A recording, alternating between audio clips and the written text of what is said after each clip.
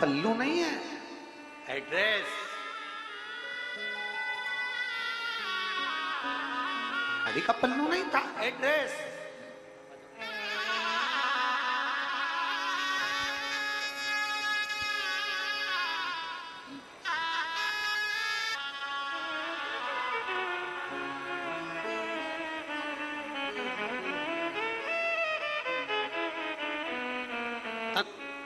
भगवान ले लिए, 3 लोग का राज्य कहां भेजना है वो साड़ी का पल्लू बता रहा।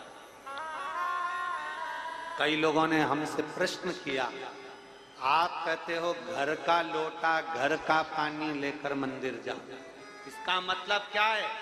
हम कहते हैं श्रीमद् भागवत को पढ़ो, श्रीमद् भागवत महापुराण को पढ़ो। उसमें सुशीला ने अपना साड़ी का पल्लू दिया और पल्लू को भगवान ने सिर से लगा लिया कि भाभी ये दशा तुम्हारी इस पल्लू से मालूम पड़ रही है, उसी तरह हमारे घर की दशा, हम जो लोटे से जल भगवान देवाधिदेव महादेव को समर्पित करते हैं उससे मालूम पड़ जाती है कि भगवान को हमारी दशा क्या है।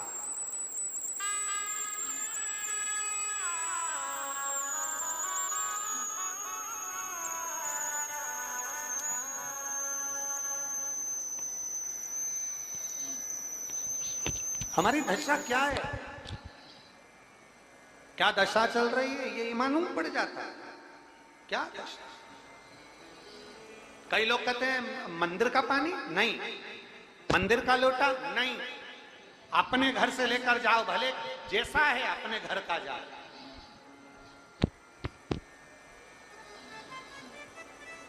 अपने घर से लेकर अपना,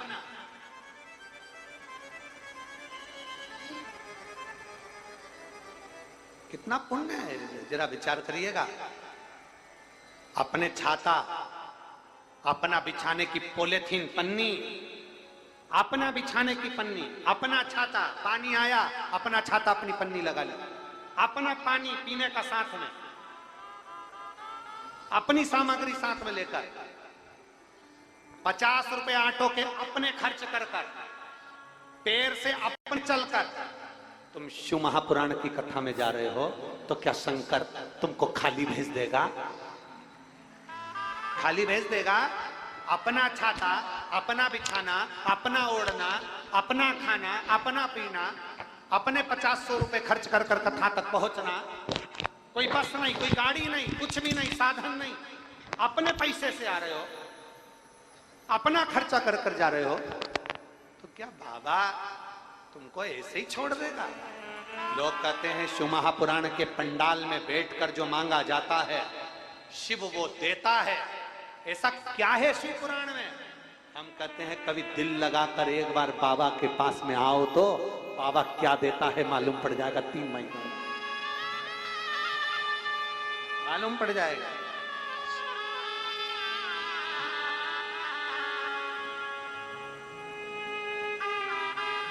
दिल लगा कर स्नेह से, प्रेम से। ब्रह्मा जी तुम रो रहे हो, मैं पहचाना नहीं आपको। ब्रह्मा जी आप रो रहे हो, मैं जाना नहीं आपको। ब्रह्मदेव आप रो रहे हो, मैं आपको जान नहीं पाया। और दुनिया का सबसे बड़ा दुख का एक ही कारण है, जब माता पिता जीवित रहते हैं, घर के बहुओं को लगता है कि ये बड़े को चाहते, छोटे को चाहते, उसको चाहते, उसको चाहते। एक घर में 4 बहुएं थी, 4 बेटे थे, बुजुर्ग माँ बाप, माता पिता, माँ चली गई, बाप बचा, पिता बचे थे और पिता भी बोलो तो चले गए। बहुएं रोने लगी खूब धाड़ धाड़ के, नई नई डिजाइन में खूब रोई।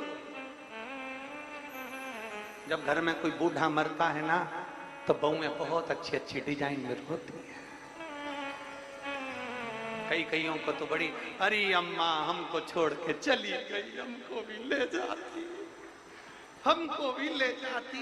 इतने में पड़ोस में पति बैठा था, कोनी मारकर बोला, अम्मा कोई गाड़ी लेके नहीं गई, तुझे ले जाती। चुप चुप चुप। फिर उसने रोने का टॉपिक चेंज कर रहा, फिर चेंज। 4 बहुएं खूब धाड़ धाड़ के रो रही थी, खूब रोई। अपने पतियों को फोन करा, पतियों को दुकान पर फोन लगाया। पति ने पूछा क्या हो गया? तुम्हारे पिताजी मर गए। बेटों ने कहा भगवान ने मेरे सुन ली, मेरा बाप बड़ा दुखी था, तुम उसको रोटी तक नहीं देती थी, अच्छा हुआ वो मर गया। तो रो क्यों रही हो? तुम भी तो यही चाहती थी कि पिताजी मर जाए, फिर रो क्यों रही हो?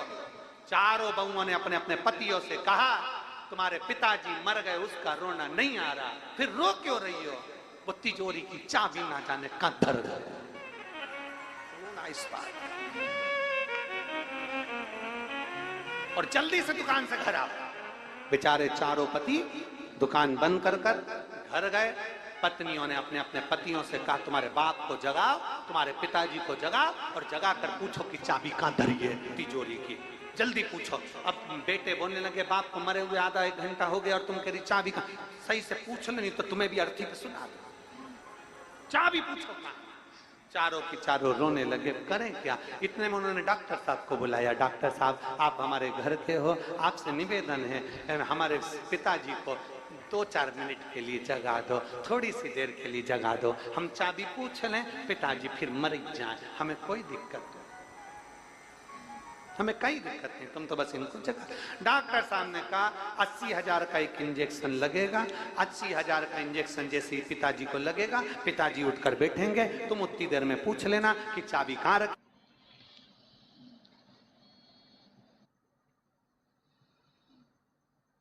है, वो बता देंगे, फिर वापिस मर जाएंगे। क्या लगाओ इंजेक्शन। डॉक्टर साहब ने कहा 80,000 ला। बहुओं गई, सब अपनी अपनी रकम बेची आई 20-20 हजार में और 80,000 ला कर दे दिए। डॉक्टर साहब लगाइए। डॉक्टर साहब ने कहा सब खड़े हो जाओ, जैसी जागे वैसी पूछ लेना। इतने में डॉक्टर साहब ने जो इंजेक्शन लगाया, लगाते से पिताजी उठकर बैठ गए। बैठते से बहुएं पूछती, उससे पहले पिताजी ने पूछ लिया क्यों रे ये गाय के पानी पिलाया कि नहीं पिलाया? और पिताजी 80,000 का इंजेक्शन लगा और गाय को पानी पिलाने का बोल कर पिताजी मर गए। तो बहुएं और धाड़ धाड़ के रोए और धाड़ धाड़ के रोती रोती बोली डॉक्टर साहब वंश मोर, डॉक्टर साहब वंश मोर, डॉक्टर साहब एक बार फिर से लगा दो। डॉक्टर साहब बोले लाओ 80,000 ला, अभी लगाता हूं, पर पक्का नहीं है। अभी डॉक्टर ने बोला गाय को पानी पिला कर मरा है, अब पाड़े को पानी पिला के मर जाएगा, इसलिए निवेदन है चाबी मत पूछो, अब जो है वैसा जियो। अरे वारी दुनिया मतलब की दुनिया में किसी का कोई नहीं। श्री राम के संग हजारों सखा वनवास हुआ तब कोई नहीं। माता सीता के संग हजारों सखी जब हरण हुआ तब कोई नहीं। और सुख के साथी दुनिया में जब दुख पड़ा तब कौन किसका, कौन किसका, कौन मीत किसका?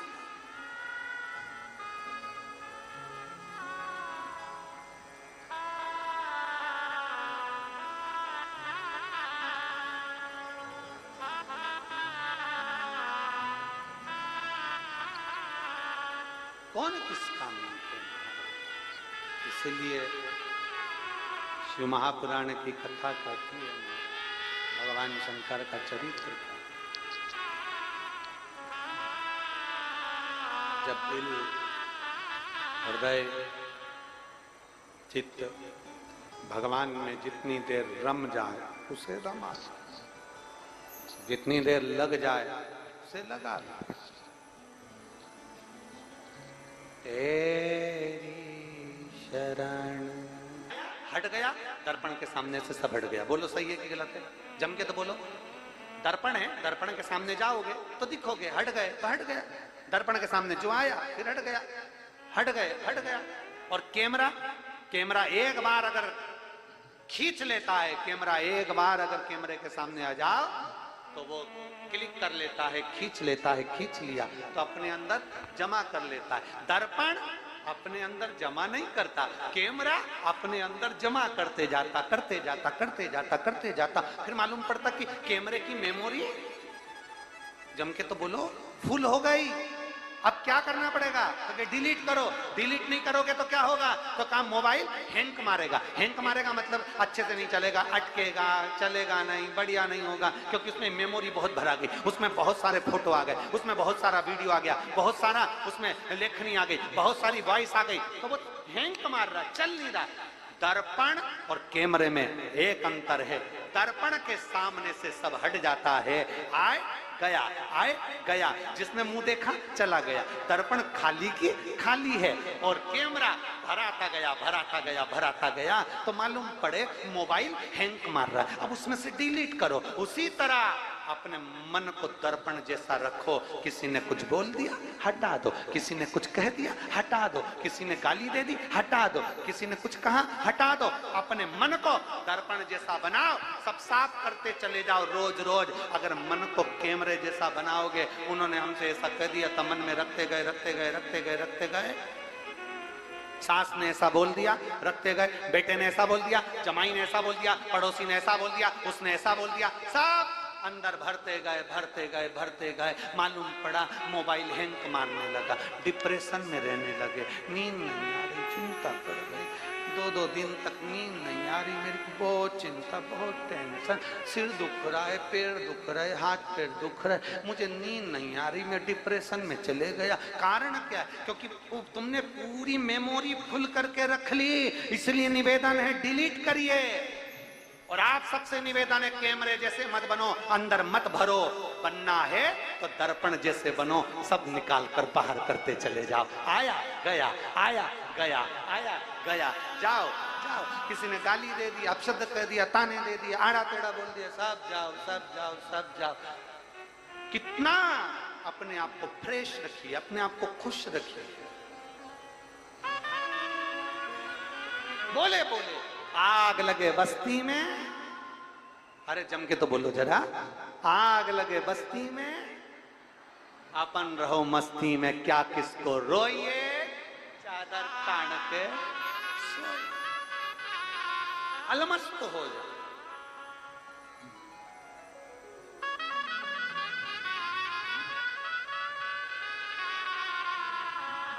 एक अलमस्त का जीवन।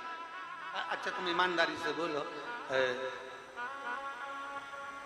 दुनिया में जितनी गाली किसी को नहीं पड़ती होगी, उतनी सीवर वाले महाराज को पड़ती है।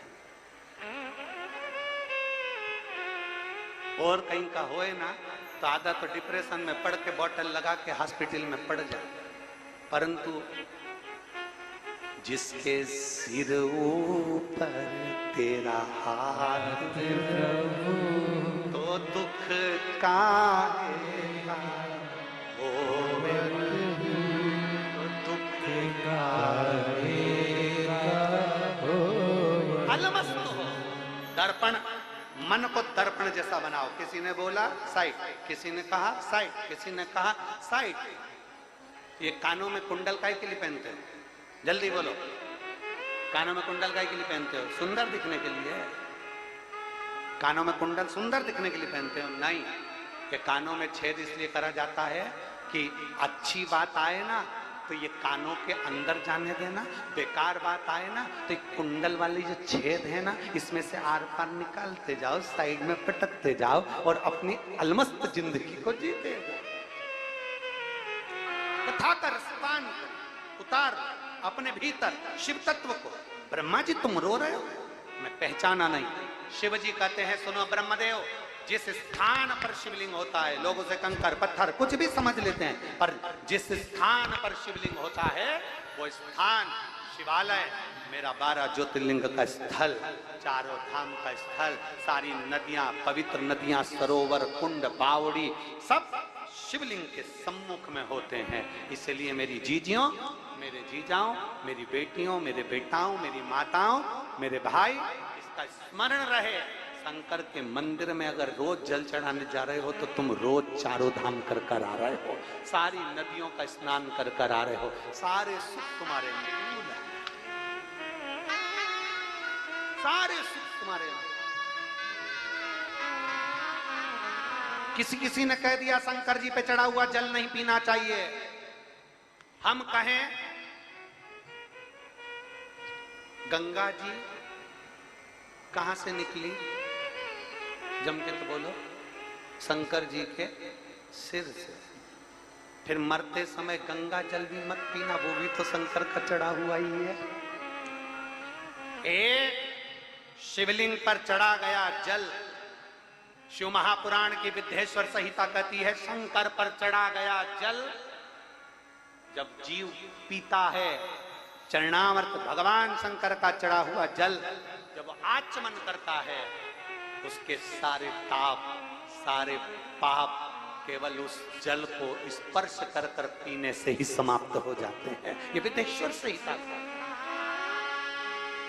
विद्येश्वर संहिता।